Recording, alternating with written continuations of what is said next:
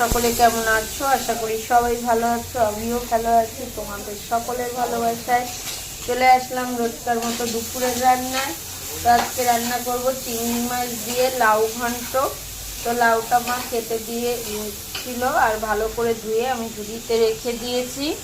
এই পাশে দেখো তেলের উপরে চিংড়ি মাছটা দিয়ে নাড়াচাড়া দিয়ে ভেজে নিচ্ছি। দিয়ে দেবো ফোড়নে কালো জিরে। চিংড়ি মাছটা হালকা ভেজে কালো জিরে ফোড়ন দিয়ে দিলাম ধুয়ে রাখা লাউ। দিয়ে দেবো নুন হলুদ। দেখো লাউটা দিয়ে নুন হলুদ আর একটু সামান্য পরিমাণ কাঁচা লঙ্কা বাটা দিয়ে নাড়াচাড়া দিলাম। দেখো হালকা জল বেরিয়ে গেছে, আমি ঢাকা দিয়ে লাউটা রান্না করে নেব। দেখো লাউটা ভালো করে নাড়াচাড়া দিয়ে নিলাম ঢাকনাটা খুলে, আর দিয়ে দিলাম একটু চালের গুঁড়োর পিটুলি।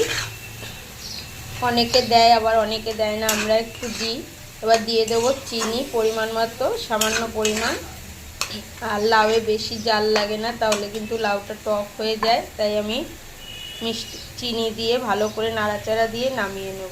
দেখো ধনেপাতা কুচি দিয়ে নামিয়ে দিলাম লাউ ঘন্টটা। লাউ ঘন্ট নামিয়ে নিয়েছি। এই পাশে দেখো তেলাপিয়া মাছ ভেজে নিয়েছি। তেলাপিয়া মাছটা রান্না করব আলু দিয়ে। দেখো মাছের আলুটা একটু ভেজে নিলাম, দিয়ে দিলাম টমেটো কুচি, দিয়ে দেবো কাঁচা লঙ্কা, ধনে জিরে বাটা। মশলাটা দিয়ে দিলাম, দিয়ে দেবো পরিমাণ মতো হলুদ গুঁড়ো, স্বাদ মতো নুন। এবার মশলাটার সাথে আলুটা দিয়ে ভালো করে কষিয়ে নিচ্ছি।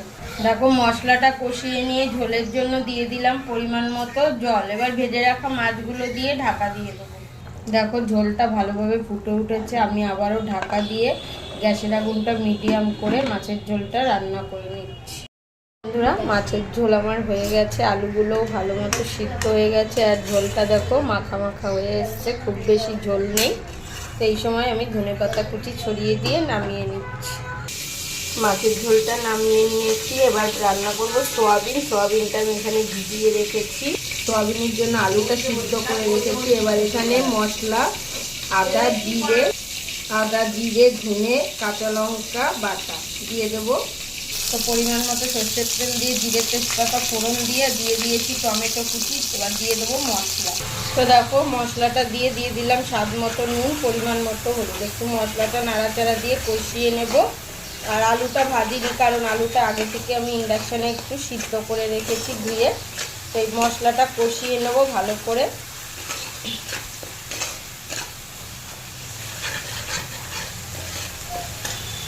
সোয়াবিন দিয়ে দিলাম, ভালো করে কষিয়ে নেব।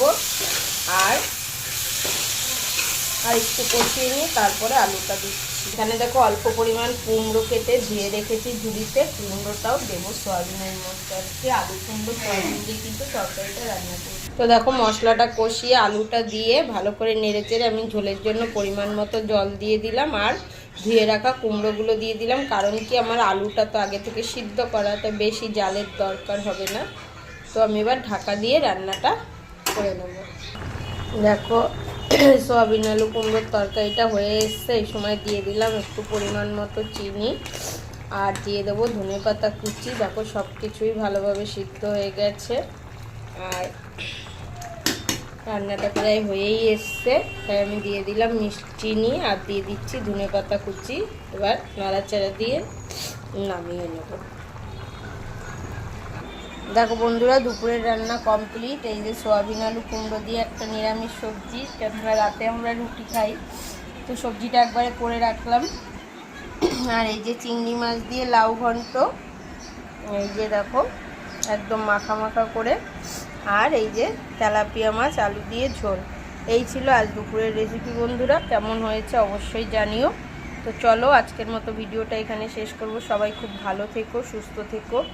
সকলকে জানাই শুভ দুপুর। বন্ধুরা আবারও দেখা হবে অন্য কোনো ভিডিওতে, অন্য কোনো সময়। তো চলো বাই বাই আমার সকল মিষ্টি বন্ধুদেরকে।